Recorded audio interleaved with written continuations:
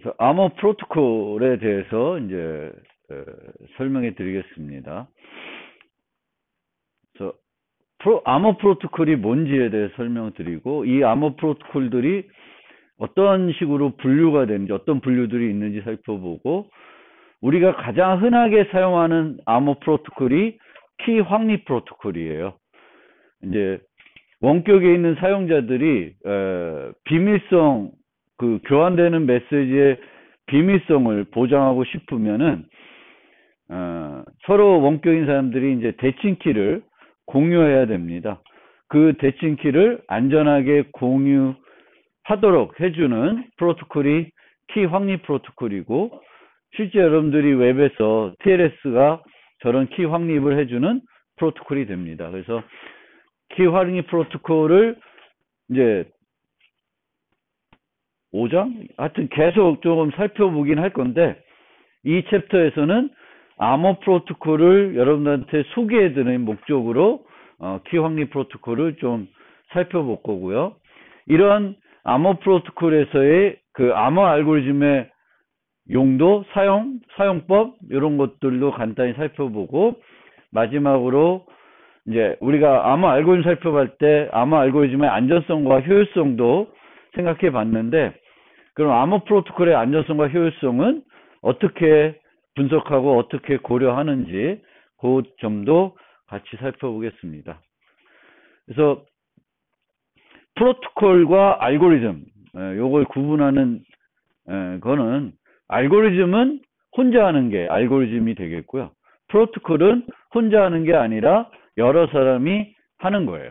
그래서 혼자 하는 게 아니라 여러 사람이 어떤 목적을 달성하기 위해서 뭔가를 수행한다. 그러면 그거를 우리는 프로토콜이라고 합니다. 프로토콜. 그리고 컴퓨터 공학이나 또 여기 짧게는 우리 암호 기술 세계에서 살펴보는 프로토콜들은 다 통신 프로토콜들입니다. 통신 프로토콜은 원격에 있는 사용자들이 메시지를 주고받아서 자기가 원하는 어떤 목적을 달성하기 위해서 서로 어떤 절차, 약속된 절차에 따라서 메시지를 교환해 가지고 이루어지는 그런 프로토콜이 되겠습니다.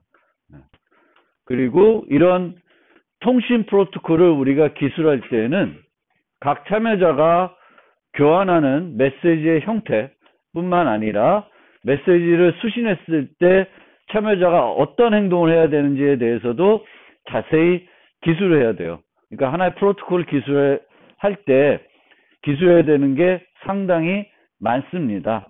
그런데 이제 우리가 간단하게 살펴볼 때는 그런 모든 것들을 다 자세히 나열하지 않고 주로 교환되는 메시지 위주로 프로토콜들을 살펴보게 됩니다. 그래서 이 교재 또 이 강의에서도 이제 다양한 암호 프로토콜, 통신 프로토콜을 살펴볼 텐데, 주로 관심은 어떤 메시지를 교환하냐, 거기에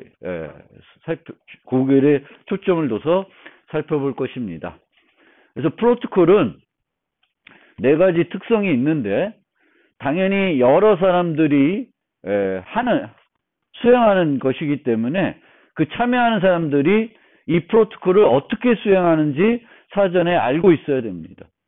알고 있어야 되고, 또 참여자들이 이런 프로토콜을 수행할 것에 대해서 동의하고 있어야 되겠고, 당연히 알고리즘도 마찬가지지만 모호하지 않아야 되겠죠. 어떤 메시지를 받았을 때 내가 다음에 어떤 행동을 해야 되는지는 다 프로토콜 규약에, 프로토콜 명세에 자세히 나와 있을 것이고요. 그리고 이 프로토콜을 수행은 어떤 목적을 달성하기 위해서 하는 것이기 때문에 프로토콜에 정의된 대로 끝까지 완전히 수행이 되면은 그 목적이 원래 목표했던 그 목적이 달성이 되어야 됩니다. 그래서 프로토콜은 완전성을 제공을 해줘야 되는데, 여기서 한 가지 용어를 말씀드리면은, 하나의 프로토콜이 우리가 예를 들면 웹 서버를 보면 한순간에 프로토콜이 하나만 수행이 되는 게 아니라 여러 개가 동시에 수행이 될 수 있어요. 한 서버에 여러 사용자가 접속해서 웹 서비스를 받을 수가 있겠죠. 그래서 그렇게 여러 사용자들이 그 프로토콜을 동시에 수행할 수 있는데 요 하나의 수행만 한 참여자가 참여하는 그 프로토콜만 떼어놓고 걔를 우리가 프로토콜 수행이라고 그래요. 한 프로토콜 런. 그러니까 프로토콜 런이 여러 개가 동시에 수행될 수 있고 그런 프로토콜이 수행이 돼서 완료가 되면 통신 프로토콜이니까 참여자 간에 교환된 메시지가 있겠죠. 그 메시지를 우리는 트랜스크립트라고 합니다. 트랜스크립트. 그러니까 트랜스크립트만 보면 어떤 메시지를 이제 그 참여자 간에 요 프로토콜 수행해서 교환했는지 알 수가 있습니다. 암호 프로토콜은 앞서 말씀드렸듯이 암호 기술을 사용하는 프로토콜인데 이런 암호 기술을 사용하는 목적은 공격자를 가정하기 때문에 그렇습니다. 공격자가 존재를 한다는 가정하에 참여자 또는 제3자가 어떤 악의적이나 고의적인 행동을 하더라도 프로토콜의 목적이 보장이 되거나 근데 실제 이런 공격자들이 악의적이고 고의적인 어떤 행동을 했을 때 프로토콜이 목적을 달성하게끔 하는 것은 매우 어렵습니다. 방해를 할 수 있기 때문에 그렇죠. 그래서 그런 방해들에 대해서도 보장은 못하는데 보장은 못하더라도 부당한 이득을 누군가가 취하지 못하도록 해야 되는 거죠.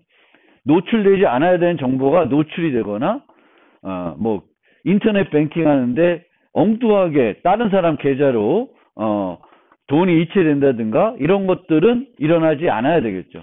그런 걸 보장하기 위해서 우리가 이제 암호 기술을 쓰게 됩니다. 그래서 일반 우리가 통신 프로토콜에서도 오류에 대해서는 고려를 해요. 오류. 그러니까 통신하다 보면은 뭐 통신에 문제가 생겨서 프로토콜이 중간에 중단될 수 있죠. 근데 그런 중단은 고의적인 중단은 아니에요. 그래서 그런 것들에 대해서는 이제 일반적인 우리가 프로토콜을 설계할 때도 고려를 합니다. 그런데 이제 암호 프로토콜 설계할 때는 그런 오류뿐만 아니라 공격자들이 있어서 그 공격자들이 능동적으로 다양한 행동을 하더라도 그 공격자들이 또는 거기에 참여했던 사용자들이 부당한 이득을 얻지 못하도록 하기 위해서 우리가 암호 기술을 쓰는 거고 그래서 암호 프로토콜은 완전성뿐만 아니라 그 프로토콜에서 필요한 안전성도 같이 제공을 해야 되는 거고 이 안전성을 제공하기 위해서 암호 기술을 사용하는 거죠. 그러면 이제 공격자들의 존재를 가정하는데 보통 우리가 이 공격자를 그냥 공격자라고도 하는데 영어로는 다양한 표현들을 많이 써요. attacker 뭐 여러 가지 쓰는데 많이 쓰이는 용어들이 attacker, adversary 요 두 가지 용어를 많이 쓰고요. eavesdropper라는 용어도 가끔 쓰이는데 쟤는 좀 특별한 보통 eavesdropper라고 하면은 밑에 나오는 이제 수동 공격만 하는 애들. 수동 공격. 그러니까 우리가 공격 중에는 크게 수동 공격, 능동 공격으로 구분이 되는데 수동 공격은 프로토콜의 진행을 방해하지 않아요. 그냥 교환되는 메시지를 보기만 하고 수집만 해요. 그러면 사용자들은 공격자가 있다는 것조차를 못 느끼는 거죠. 실제 일상적으로 우리가 메시지를 수집해가지고 그걸 모아가지고 이제 뭔가 분석을 해가지고 공격을 할 수 있고 그런 거는 이제 수동 공격이라고 그러고 도청자라는 의미에서 이제 eavesdropper라는 용어를 씁니다. 근데 수동 공격보다 우리가 더 걱정하는 공격이 이제 능동 공격이 되는 거죠. 프로토콜에 뭔가 능동적으로 개입하는 거죠. 여기서 개입한다는 것은 메시지를 차단시킬 수도 있고 메시지를 수정할 수도 있고 없던 메시지 새로 만들어 가지고 교체하거나 새로 추가해서 메시지를 보낼 수 있습니다. 그래서 이건 얘기했던 것 같은데, 이제 이 암호 기술 또는 보안에서 이제 중요한 거는 공격을 원천적으로 차단하는 것보다 그게 어렵거든요. 원천적으로 차단하는 게. 그래서 공격을 차단하는 게 아니라 공격이 있었으면 그 공격이 있었다는 거를 인식할 수만 있으면 뭔가 방어를 할 수가 있다. 그래서 이 정보보호에서의 기본은 공격을 디텍트하는 거예요. 물론 프리벤션 하면은 좋은데 그게 쉽지가 않기 때문에 우리의 목적은 디텍트하는 거고, 디텍트만 할 수 있다 그러면 거기에 대해서 뭔가 취하면 되겠고, 특히 프로토콜들은 없던 일로 하면 되는 거예요. 그러니까 뭔가 계좌 이체를 요청했는데 뭔가 이상해. 그럼 계좌 이체를 안 하면 되는 거예요. 그러면 뭔가 서비스가 거부되는 그런 형태가 되지만, 그래도 엉뚱하게 계좌 이체하는 것보다는 결과가 좋으니까 이제 뭔가 문제가 있다 그러면 하던 일을 멈추고 했던 일을 취소시키고 이전 상태로 되돌려 놓고 거기서부터 뭔가 출발하는 거죠. 그래서 그렇게 되고요. 이 프로토콜에 이제 참여하는 참여자들을, 그러면 어떤 이제 일반 참여자가 있는 거고, 프로토콜에는 참여하는 일반 참여자들, 보통 우리가 이해 당사자라고 그러죠. 목적을 달성하고 싶은 건데 그 목적 달성에 이해가 있는 사용자들인 거죠. 그래서 이해 당사자들이 있고 일반 참여자들이라는 게 있고, 이해 당사자는 아닌데 프로토콜이 원활하게 수행될 수 있게끔 도와주는 역할을 해주는 그런 참여자들이 있을 수 있어요. 보통 이런 참여자들을 우리가 TTP, 제3의 신뢰기관이라고 합니다. 왜 제3의 신뢰기관이 하냐면 이해가 없어요. 이해가 없어야 되는 거죠. 누구를 더 선호해야 된다는 그런 게 없어야 되는 거죠. 뭐 그게 실제 그럴지는 모르겠지만 이제 우리가 그렇게 가정하는 거죠. A, B가 참여해서 뭔가 하는데 뭐 예를 들면 인터넷 쇼핑을 하면 고객과 상점은 이해 당사자죠. 근데 고객과 상점이 그 물건을 거래할 때 정상적으로 공정하게 거래할끔 누가 참여를 해준다 할 수가 있겠죠. 그러면 그 사람들을 우리가 이제 TTP라고 하는데, 그 TTP가 일반 고객보다 상점을 더 뭔가 배려해준다? 그러면 안 되는 거예요. 그러면 이게 TTP로서 제대로 역할을 못하는 거가 되겠습니다. 그래서 이제 이 신뢰기관이라고 해서 이 트러스트라는 용어를 쓰는데, 이 트러스트가 또 암호 프로토콜에서 상당히 중요해요. 중요한 요소로 됩니다. 우리가 모든 것을 기술적으로 이렇게 보장하기가 어렵기 때문에 신뢰라는 어떤 개념을 쓰게 되겠고요. 여기서 우리가 프로토콜에서 A가 B를 신뢰한다라는 건 뭘 의미하냐면, B는 프로토콜에 정해진 약속대로 늘 동작한다, 수행을 해준다라는 개념입니다. 정한 규칙대로 프로토콜을 수행한다는 걸 믿는 거예요.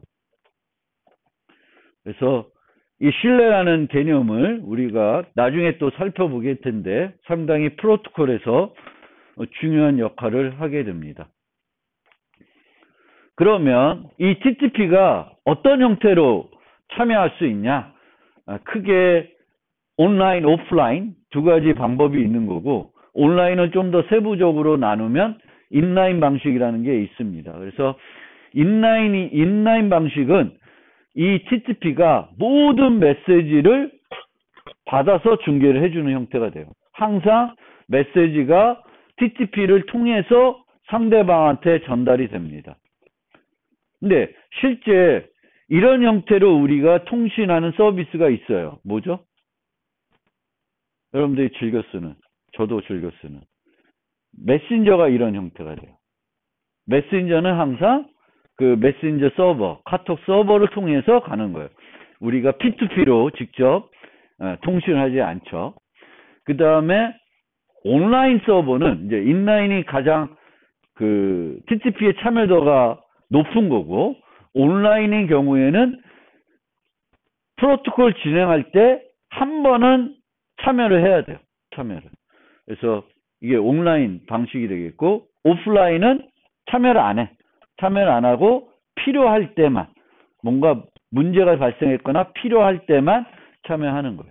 그게 오프라인이고, 주로 우리는 프로토콜을 만들 때 오프라인 TTP를 쓰더라도 오프라인 방식이 됐으면 좋겠다라는 거예요. 왜냐하면 온라인이나 인라인을 쓰게 되면은 이 TTP가 동작을 안 해. 그럼 어떻게 돼요? 이 프로토콜은 진행 자체를 못하게 돼요.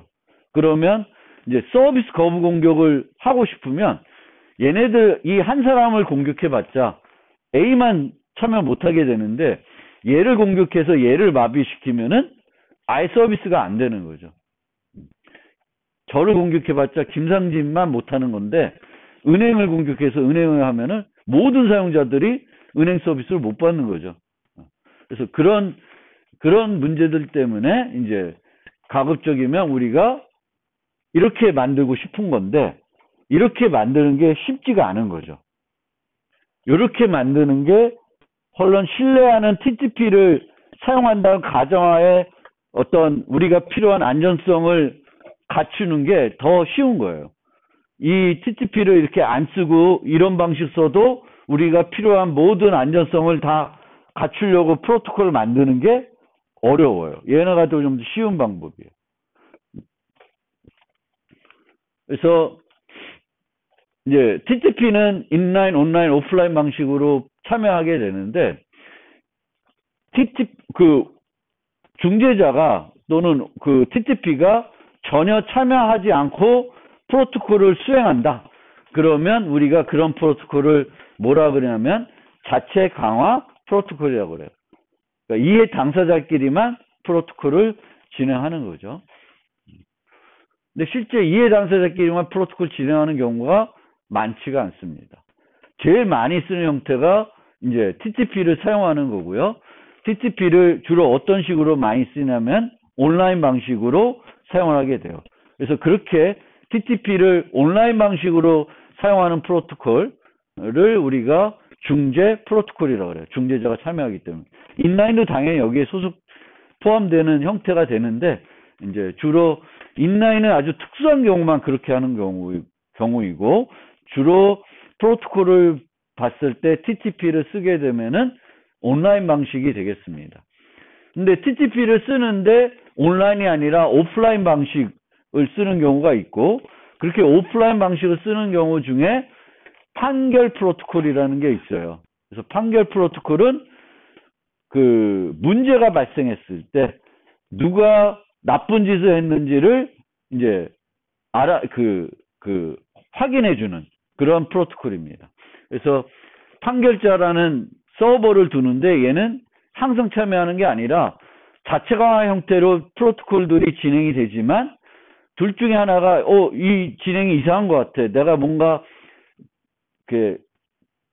부당한 것 같아, 그러면은 교환됐던 메시지들을 판결자한테 보내서 내 상대방이 나쁜 짓을 한 것 같다라 그러면 판결자가 그 프로토콜을 살펴보고 판단을 해주게 되는 거예요. 근데 이런 형태의 프로토콜도 만들기가 쉽지 않습니다. 이런 형태의 프로토콜에서는 이 트랜스크립트, 교환된 메시지를 보고 누가 잘못하고 있는지, 누가 나쁜 짓을 했는지를 판단할 수 있어야 되는데, 그렇게 판단하게 만드는 것도 쉬운 건 아니에요. 그래서 어쨌든 우리가 프로토콜을 만들 때 목표는 자체 강화 방식. 근데 자체 강화 방식을 만들기 힘들면 그 다음에 생각해 볼 수 있는 게 오프라인 형태이고, 오프라인 형태도 힘들면 이제 온라인 방식으로 프로토콜들을 만들게 됩니다. 그래서 아까 말씀드린 것처럼 이제 중재자를 쓰게 되면은 가장 큰 문제점은 얘가 단일 실패점이 된다는 거예요. 단일 실패점. 보안에서 많이 나오는 용어예요. Single Point of Failure. 단일 실패점.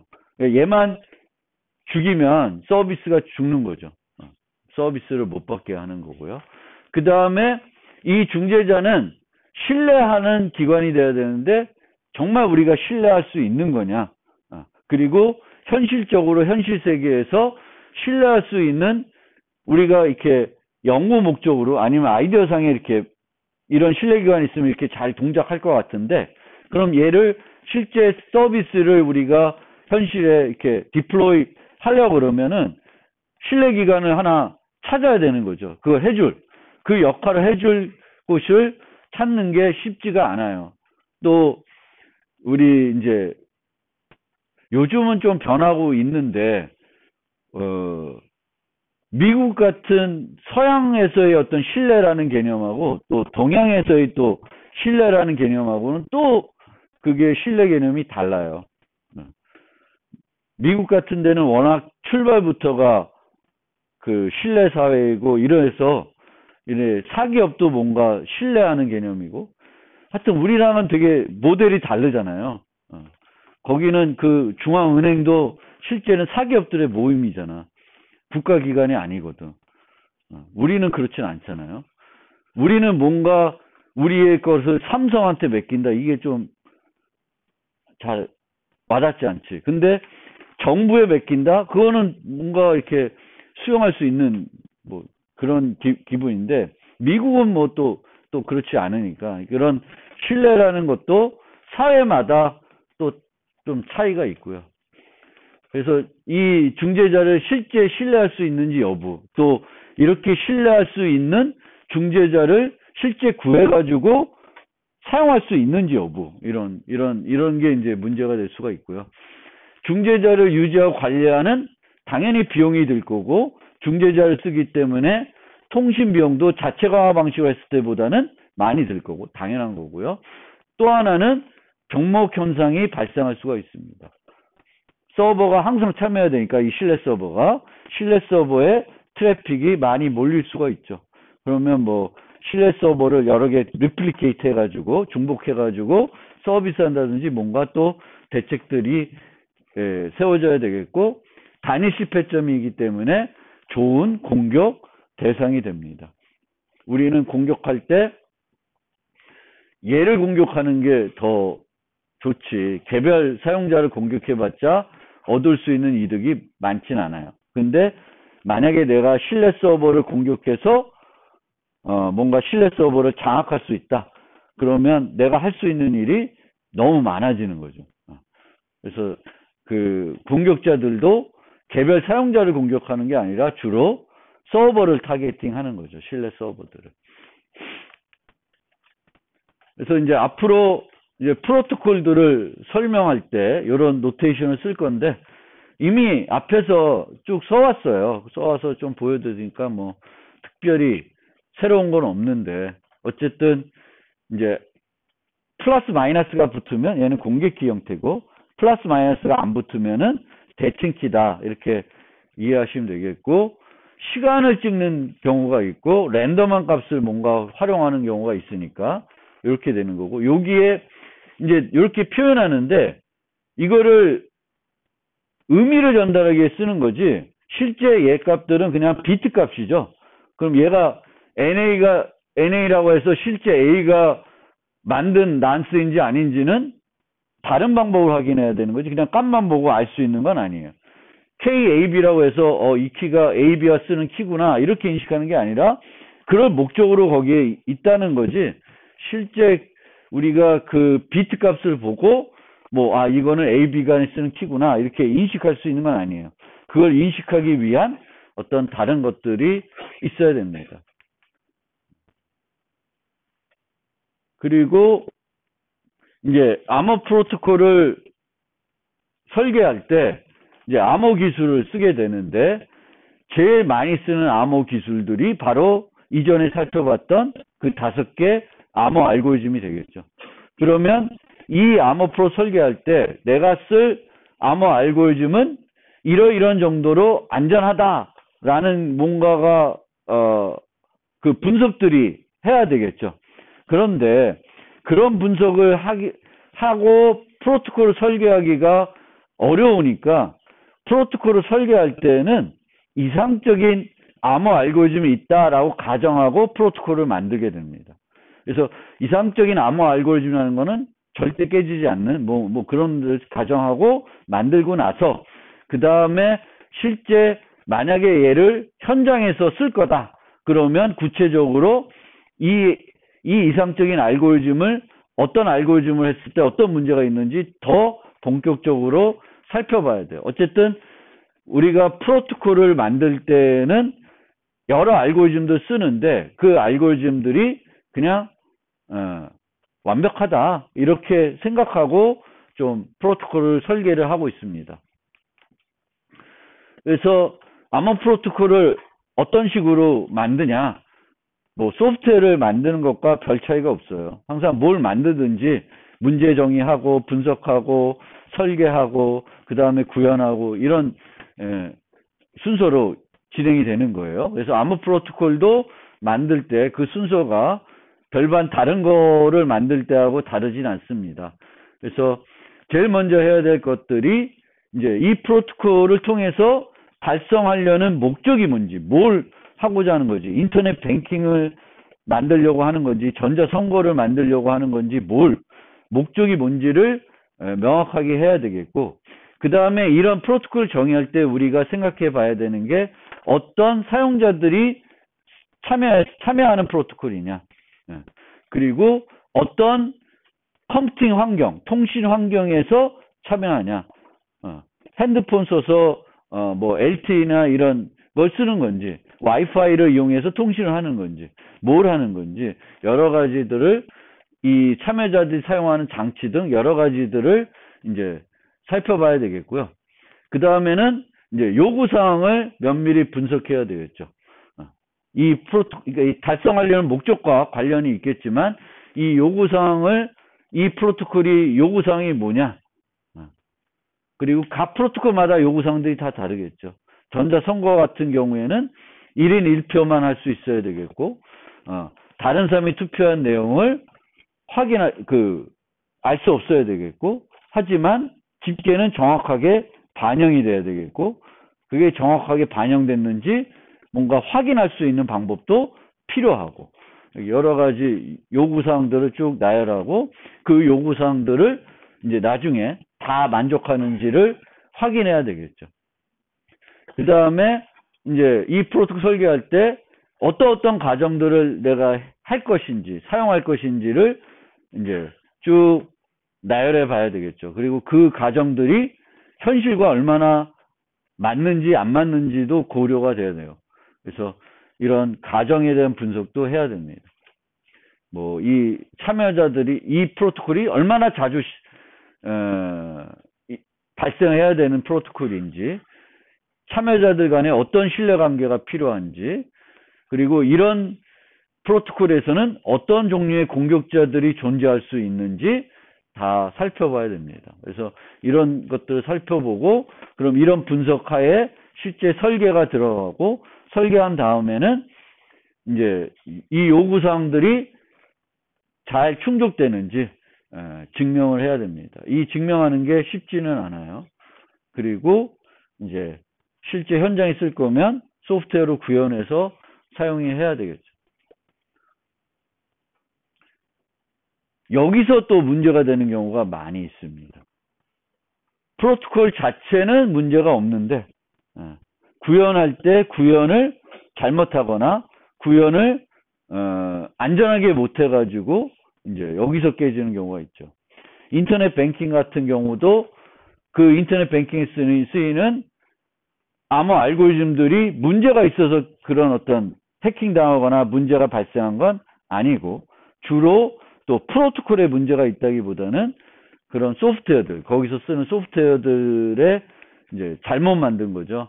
안전성을 충분히 고려하지 않고 만들어 가지고 이제 문제가 되는 경우가 또 많이 있습니다. 그래서 아까도 이 가정에 대한 분석을 해야 되는데, 이 참여자에 대한 가정, 공격자에 대한 가정을 조금 더 살펴보겠습니다. 그래서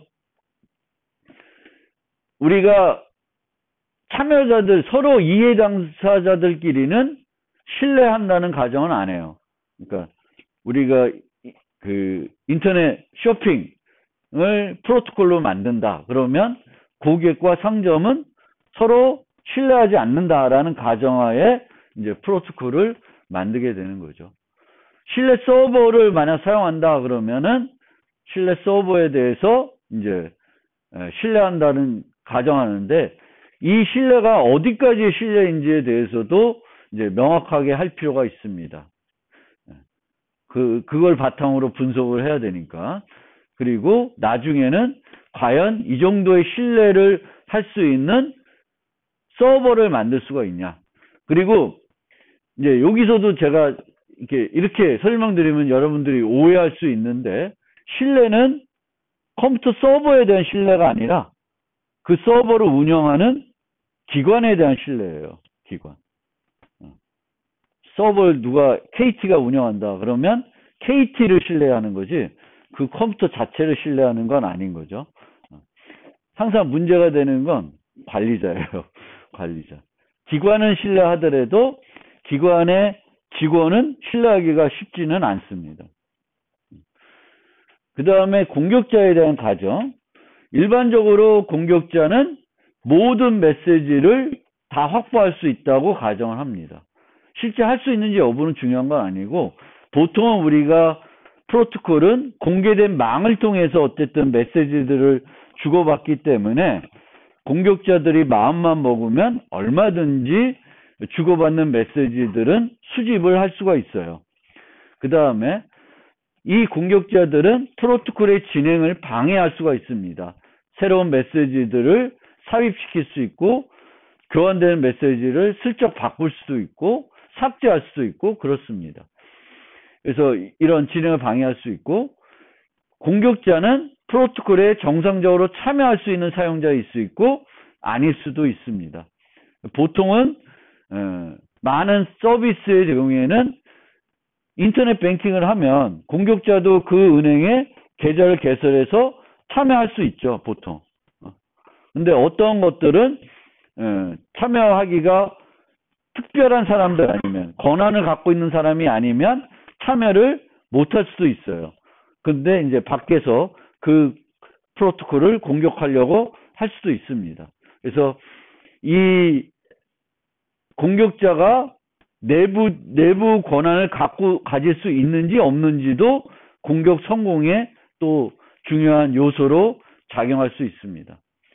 프로토콜에 정상 참여할 수 있는 사용자일 수 있고 제3자일 수 있는데, 요것과 연결해서 보면은 항상 우리는 어떤 공격자가 단독으로 공격하는 게 아니라 공모해서 공격하는, 나는 정상적으로 이 프로토콜에 참여할 수 있는 권한은 없는데, 공격자예요. 참여할 수 없는데 내가 아는 사람이 이 서비스에 참여할 수 있어요. 그러면 나는 항상 그 사람을 회유해가지고 그 사람이 갖고 있는 정보를 갖고 가서 같이 공부할 수 있고, 또 여러 전자선거를 하는데 나는 선거에 참여할 수 있어요. 그럼 내가 혼자 할 수 있는 일이 있는데 또 다른 참여자는 또 선거를 할 수 있겠죠. 그럼 이 두 사람이 갖고 있는 정보를 뭔가 결합하면 또 다른 공격이 가능할 수가 있겠죠. 그래서 공격을 우리가 따질 때 가장 방어하기 어려운 부분들이 바로 공모 공격이에요. 그러니까 여러 사용자들이 자기가 갖고 있는 정보들을 서로 다 오픈해가지고 공유해가지고 그걸 이용해서 공격하는 그런 것들을 방어하는 게 되게 어렵습니다. 그 다음에 키들을 이용해가지고 우리가 이제 암호 기술에 주로 키를 많이 쓰게 되는데, 이 암호 기술에서 사용한 키들은 언제든지 노출될 수 있다라는 가정을 합니다. 그래서 이제 이런 경우는 만약에 공격자가 A라는 사용자의 키를 확보했다. 그럼 어떤 문제가 될까? 이거를 우리가 또 분석을 하게 됩니다. 그래서 얘는 실제적으로 일어날 수도 있겠지만 일어났다는 가정하에 어떤 문제가 발생했는지 살펴보고, 그러면 그 문제가 너무 심각해. 그러면 그거를 줄이려고 또 프로토콜을 보완할 수가 있는 거죠. 그래서 항상 사용자들이 사용하고 있는 키들은 불가피하게 노출될 수가 있고, 그 노출이 되더라도 그것의 파급 효과는 최소화되면 제일 좋은 거예요. 그래서 항상 분석을 이런 식으로 키가 공격자가 이 사용자들의 키를 하나만 얻었다, 둘을 얻었다, 셋을 얻었다, 어떤 문제가 발생하는지를 다 살펴보게 되겠고, 그런 경우에도 최소화시킬 수 있도록 이제 프로토콜을 만들려고 하죠. 키가 노출됐는데 피해가 전혀 없다. 그건 있을 수 없어요. 근데 키가 노출이 되더라도 피해는 줄일 수는 있겠죠. 잘 만들면. 이제 그게 이제 목적이 되는 거가 되겠습니다. 이 키 노출과 관련해서는. 그래서 이제 암호 프로토콜을 좀 실제로 보면서 아 이렇게 생겼구나.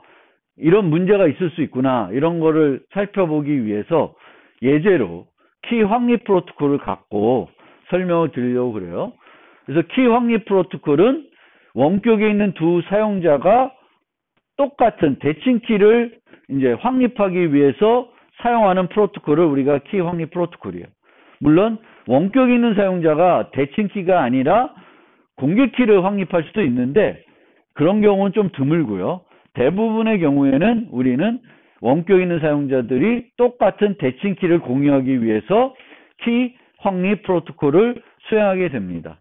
그래서 이 키 확립 프로토콜을 통해서 그리고 키를 확립하게 되면 이 키를 오랫동안 쓰는 게 아니라 그 세션을 위해서 쓰고 버리게 됩니다. 그러니까 하나의 키를 확립해가지고 쓰고 버리는 거예요. 그러니까 TLS 웹에서도 우리가 구글에 접속을 하면은 TLS가 이제 동작해서 여러분들이 뭐 검색도 하고 뭐 지메일도 하고 뭐 구글에 있는 문서도 쓰고 뭐 이럴 텐데 그렇게 브라우저를 켜서 브라우저가 한번 접속을 하면 그때 TLS 수행하겠죠. 그러면 브라우저하고 구글 서버랑 키를 하나 확립하게 되겠고 이 키는 그 세션이 진행되는 동안에 쓰고 내가 브라우저를 끄거나 뭐 그 사이트에서 벗어나가지고 로그아웃 하게 되면은 그 키는 없어지는 거예요. 그냥 메모리에 뒀다가 그 쓰고 버리는 거예요.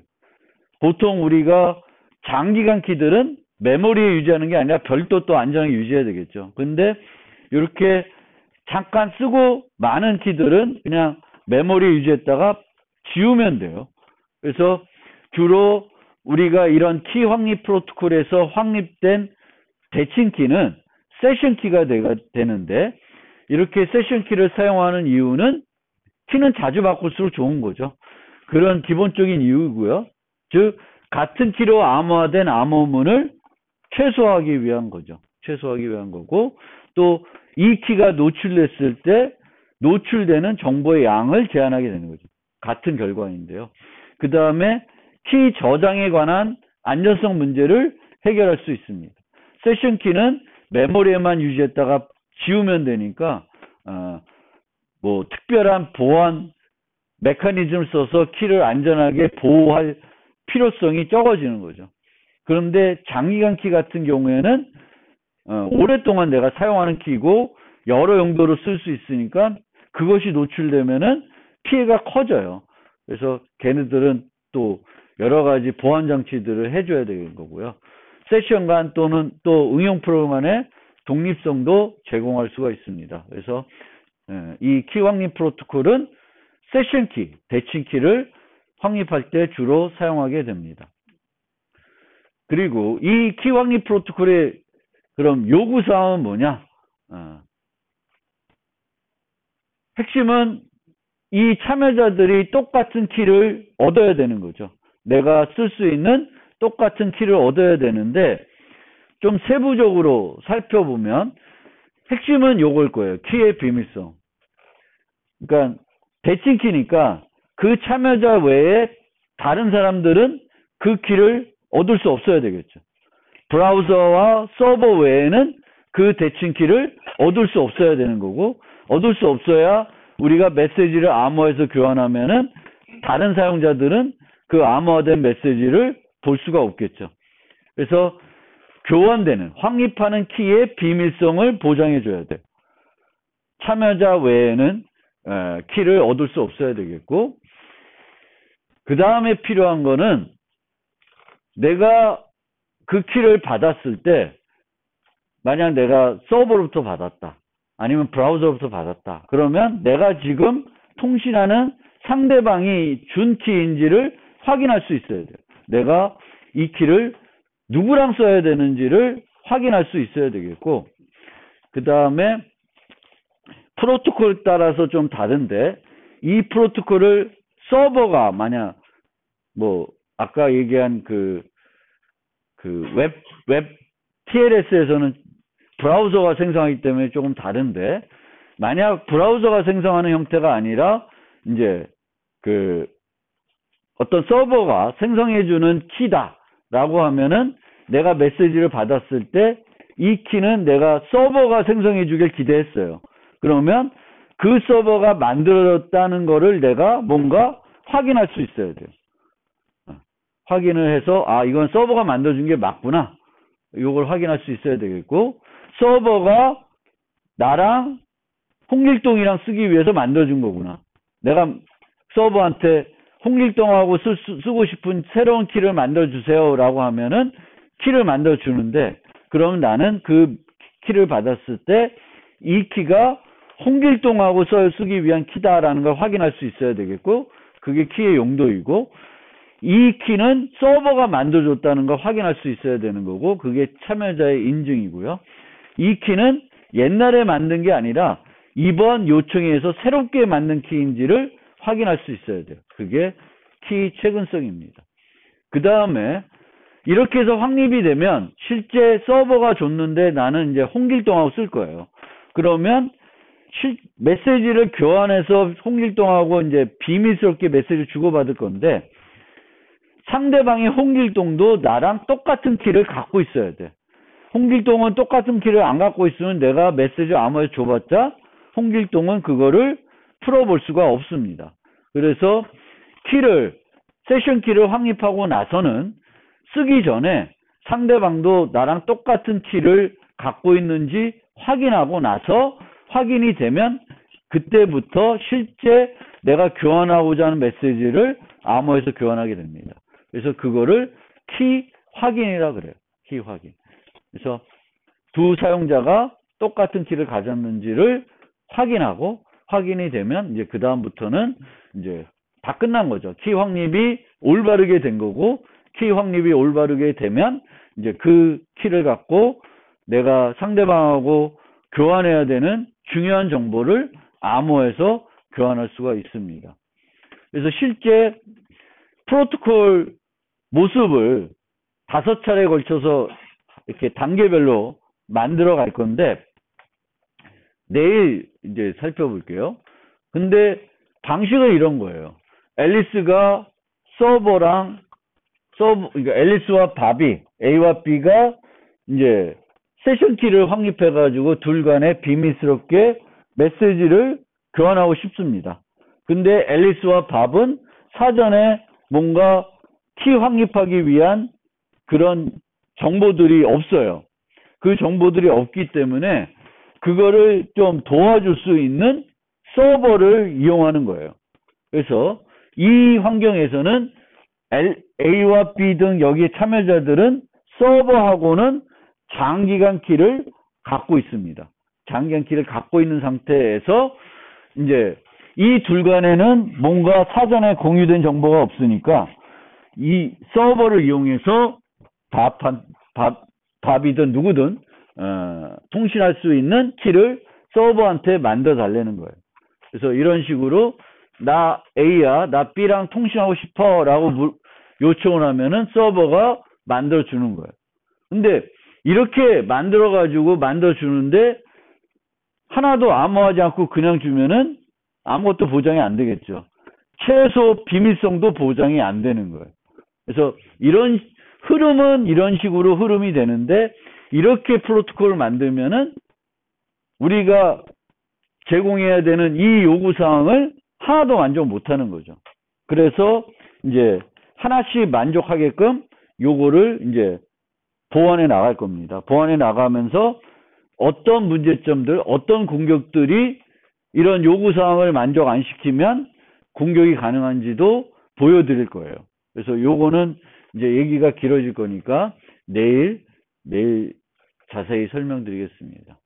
그래서 이제 프로토콜은 이런 식으로 진행이 되고, 프로토콜을 설계하다 보면 이런 형태의 공격, 이런 형태의 문제들이 있을 수 있다라는 거를 여러분들이 요 예제를 통해서 조금 이해할 수 있게끔 설명해 드리겠습니다. 오늘은 여기까지 설명해 드리겠습니다.